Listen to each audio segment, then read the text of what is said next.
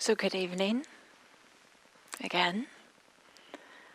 And tonight I'd like to build a little bit on something that I started to talk about last Monday. This idea of working with our emotions. Such a big topic. There's so much we could do with this.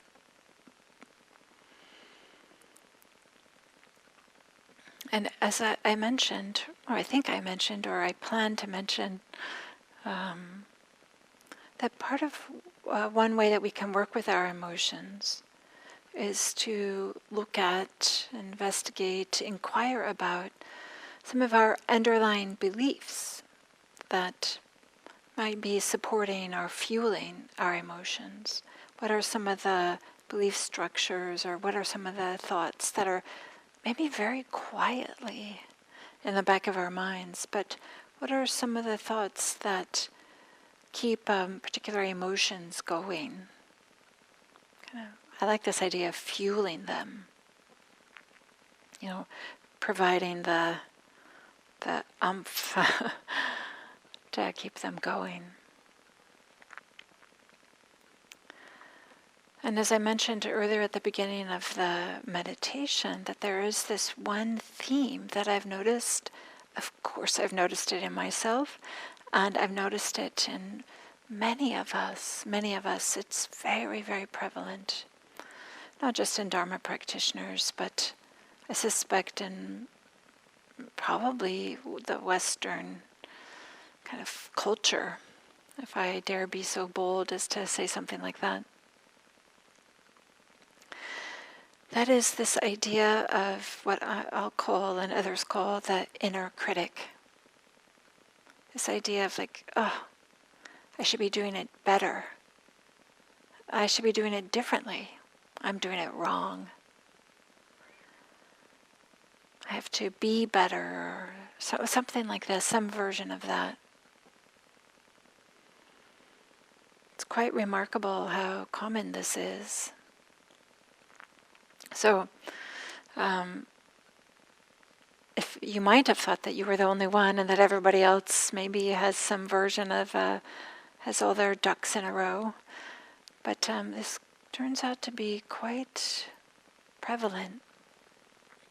So this inner critic, I read, now I don't remember where, but someone describing it as it's like that bad roommate that's always there and, saying something to you, like you should do this, you shouldn't do that.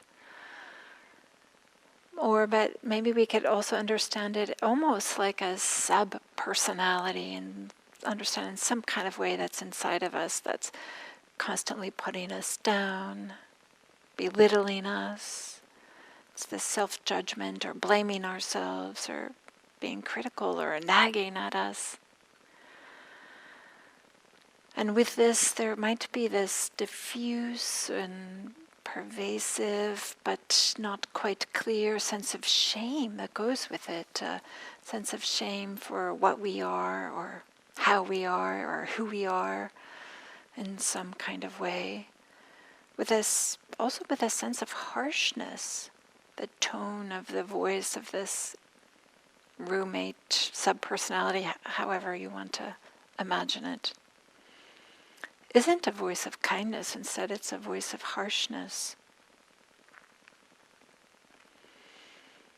And it's not just a voice, it's also maybe a dynamic or a constellation of experiences in the body, thoughts in the mind, maybe attitudes or moods, that some are subtle and some of them are not so subtle. They may feel familiar because we have seen it for so long, for quite some time.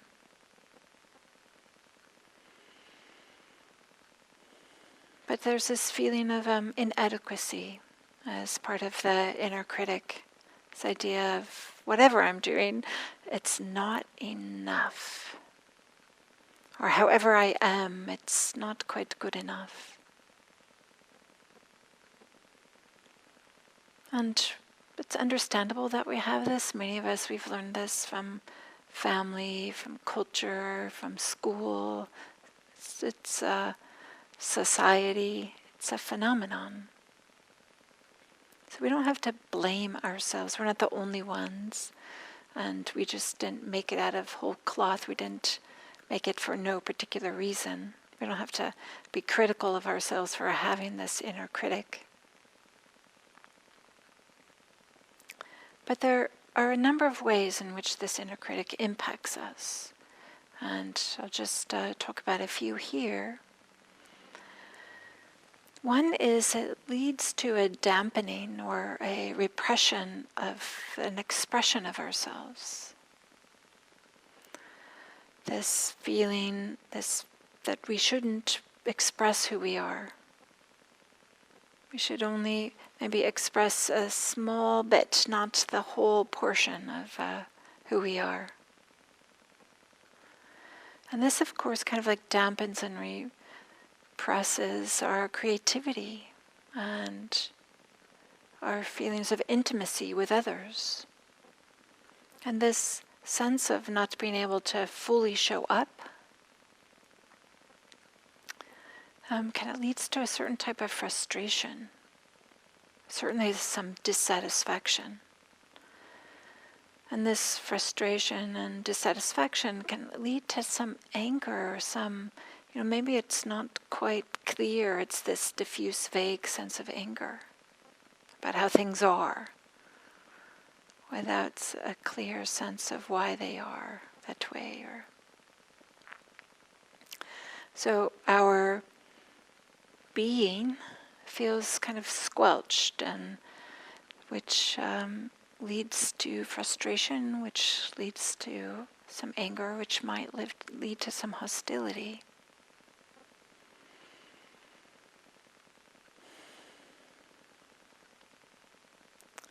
Another way that the inner critic impacts us is this sense of should comes into the practice.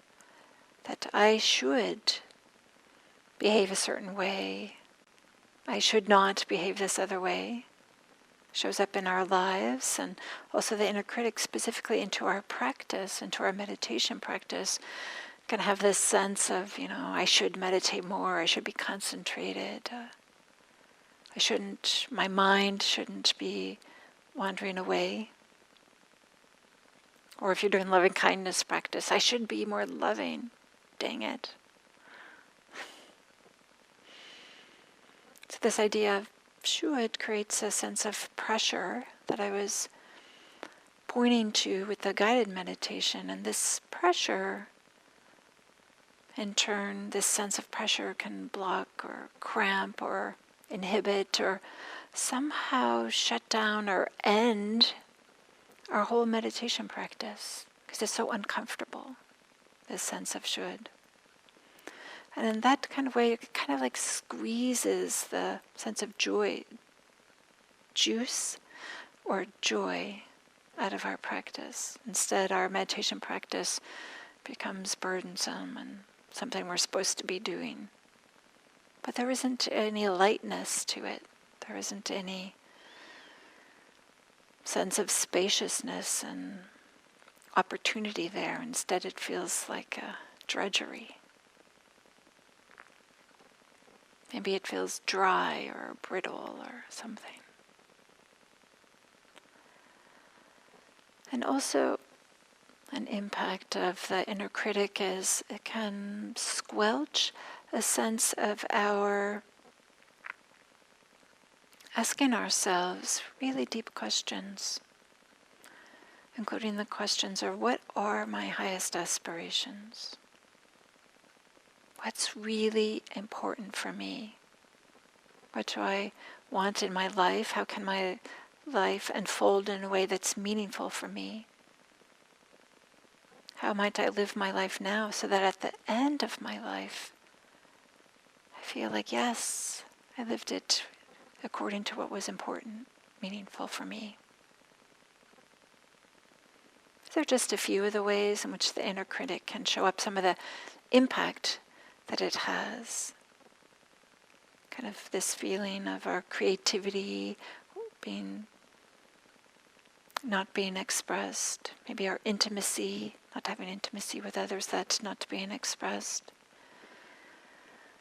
Of a feeling of should, which kind of comes from this pressure, or maybe should and pressure, the way that they're kind of related, they reinforce one another, which then impacts our meditation practice and perhaps any other thing that we feel like that could be cultivated or developed, not just meditation practice.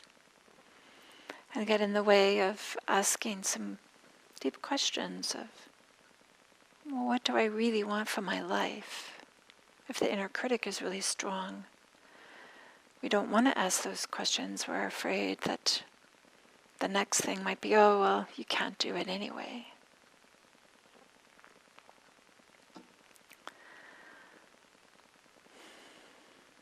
So there are difficulties in our lives. It's part of the human experience, and the Buddha, of course, pointed to this in the First Noble Truth. There is suffering. There are difficulties. Things are unsatisfactory.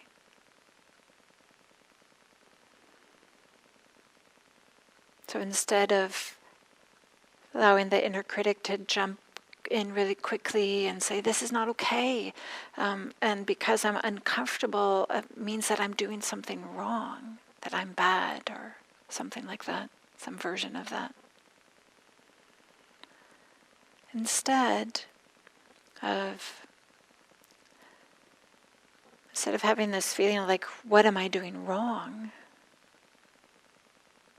How am I wrong as a person, or something like that? Can we ask the question, what is underlying this suffering? What is the cause of this difficulty? What are the conditions that made this sense of unsatisfactoriness, this sense of unease arise? So instead of this question of, am I doing it right? This question becomes, how am I? What can I do to support myself right now? There's difficulties. What would be helpful? There's difficulties. What would be something that can create more of a sense of openness or a sense of a way forward, as opposed to, how am I doing this wrong? Or how can I make this go away, of course, too.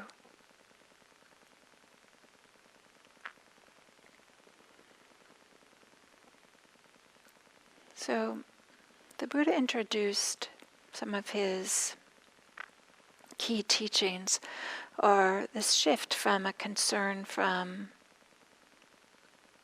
how am I, or what am I, or how am I doing it wrong, this sense of maybe a concern with the essence of who we are, and more with a shift to an emphasis on what would be helpful, or what's skillful, or what can be done in this moment.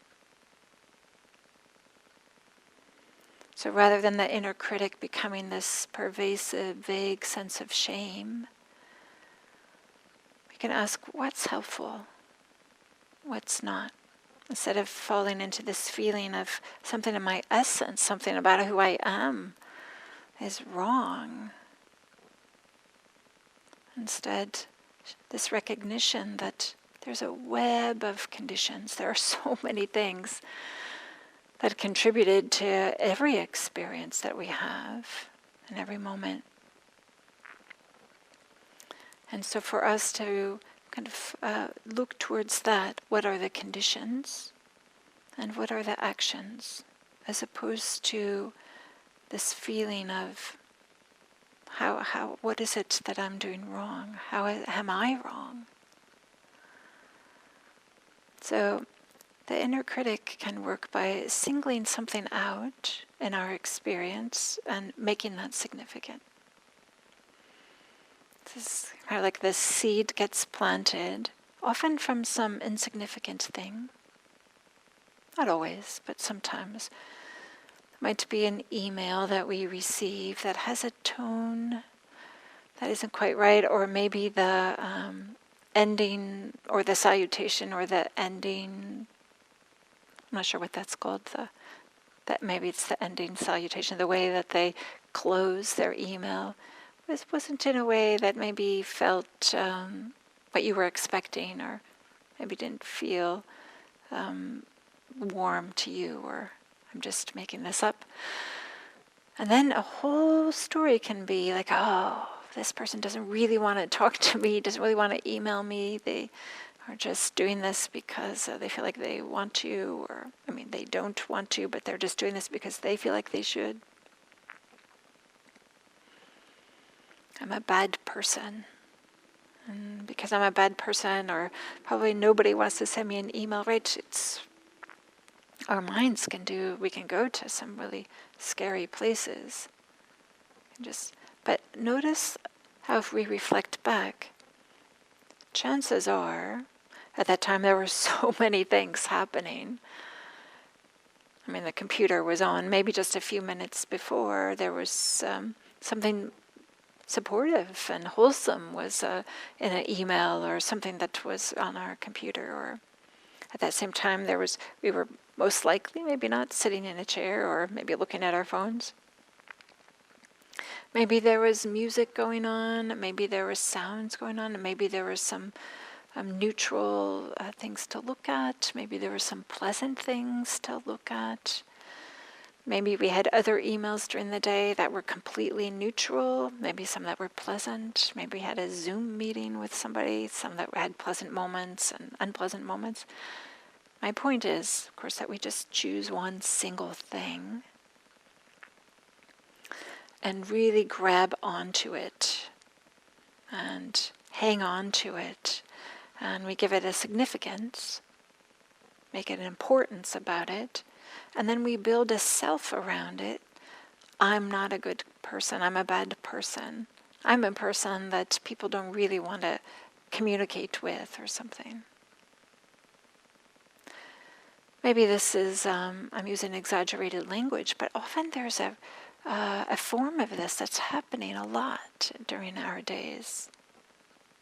Maybe it's not so obvious as this idea of I'm a bad person, but out of the countless experiences, events that occur in a day, we single out one and make it really significant. So that's partly how the inner critic works, is it just grabs onto something and runs with it. Another one is, and it's related to this, is the inner critic works by overestimating the centrality, the importance of our sense of self. Like going on with this example I gave earlier about receiving an email that didn't feel quite right, or maybe wasn't as warm as we had hoped, or whatever it might have been. We don't know the conditions of when that person was sending the email, of course, right? Maybe they were on their phone and something else was happening and they just needed to get off the phone quickly, or wanted to get off the phone quickly because they were about ready, the light had changed and they were going to walk across the street. Or maybe somebody in their household needed their attention for something, so moved that way. But we often think it's all about us. We all often think about that it's just because of us that email had that way, arrived. They sent that email that way. But as I pointed to earlier, this recognition that there are so many conditions for every single moment. It's not all about us. But the inner critic starts to think that it is. There's other ways in which the inner critic works, but I'll just offer those two. This one that it singles out a particular event and makes it very significant. And then it has this, our sense of self as having a real sense of centrality, of importance. So of course, some of the ways that we can work with this is just to notice these two things. And that in some ways that can kind of like take some of the power away from, or take some of the authority away from this voice of this inner critic. There are so many different ways in which we can work with this. So I'll just offer a few things here. And as I said, mindfulness, that is just being aware of our experience of what's happening in the moment. But not just any old mindfulness, not just feeling the sensations in our bodies or noticing the quality of our mind, as well as maybe the actual voices, what they're saying. Like, you're an idiot, or that person doesn't like you, they're never going to like you, or nobody likes you. You're not a likable person. So not only noticing maybe some of the things that we can hear, that's the voice says to ourselves, but also can we notice the tone of the voice that the inner critic has. And with mindfulness, to also notice the tone of our mindfulness. Kindness is a natural part of mindfulness. Kindness is a way that, which we do kind of like bring our attention to our experience. But can we emphasize that kindness? Can we emphasize a sense of spaciousness or open-heartedness related to our mindfulness, in the way in which we notice the bodily sensations that might be associated with the inner critic, that sense of pressure, that sense of tightness. Maybe there's a sense of frustration or sense of constriction. But can we do the noticing with a sense of kindness, not critical? It might be that the inner critic is so familiar to us that we're kind of critical of the inner critic, and of course we know where that's going to go. It's just going to go round and around. So as best you can, to bring some awareness to the experience of the inner critic, and even if not even with the inner critic, but to our experience, whatever our experiences might be, with some kindness, some warm-heartedness. Can we emphasize it? This idea of this affectionate curiosity. This attention with a quality of befriending. And with that, this mindfulness is just letting the inner critic be there. Just letting it be there. This is the opposite of often kind of the knee-jerk wish to want it to, get out of here, go away. It's painful, it's uncomfortable, it's difficult. We talked about this, right? Some of the bodily sensation might be really uncomfortable. But can we let it be there? And one way to do that is to give it some space, to have some openness to it. So rather than trying to shove it away, can there be an attitude of spaciousness? And this might mean really big space. But if there's just a little bit of spaciousness, our inner critic could just fill that up. So as spacious as we can. What does that mean to be spacious? Means really it's about allowing. Is there a way in which our mindfulness practice can have a sense of allowing? Allowing the inner critic, allowing whatever's arising then, at that moment, our experience. So then we can find that in this space, other qualities of heart, other qualities of mind might have room to show up. Something other than this aversion. There might be a little bit of ease. There might be a little bit of warm-heartedness that shows up in that space. So rather than the screaming or the badgering, the kind of this maybe insidious whisper that we hear, is there a way in which we can bring some warm-hearted attention to it and some spaciousness to it? And then maybe I'll offer this other thing here, that we can drop in this question: am I believing this? Is this true? Is this right? Am I believing it? What's my relationship to this? And that, just asking the question, is this true? Am I believing this? Am I believing this? Maybe, is this true? Maybe that's not the best question, because we can convince ourselves that most anything is true, right? And when we're in the grips of the inner critic, our perception is colored. So maybe the better question is, am I believing this? And then just asking this question just drops in a little bit of doubt.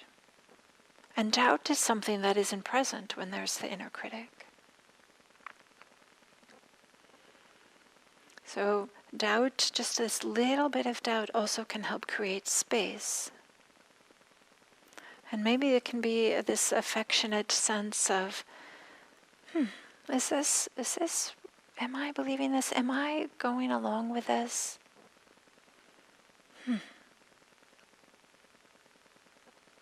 So some different ways that we might work with the inner critic is with some mindfulness that's in a warm-hearted way, in a way that allows space. So that is, rather than just narrowing in, there's more of a kind of relaxed way, mindfulness that maybe is like a little feather as opposed to a sledgehammer. And then to drop in this question, am I believing this? Drop in just a little bit of doubt. We can find that these three things, the warmth, the spaciousness, and the doubt, can all support one another and kind of helping us be free from the grip of the inner critic, or at least lessen the authority. And then that lessening of authority then can make room for something else to arise. And sometimes when the inner critic is really strong, we don't feel the courage to make changes. We don't feel the courage to look at ourselves, to ways we might be able to do things differently. But I think what's happening in our society right now is asking us to be courageous, and is asking us to look at ourselves, asking us to make a difference. So in this way, working with the inner critic can be part of creating the world, a world in which we all want to live in. A world without racism, a world with equality, a world with warmth and care. So may our practice today support our creating that world together. Thank you.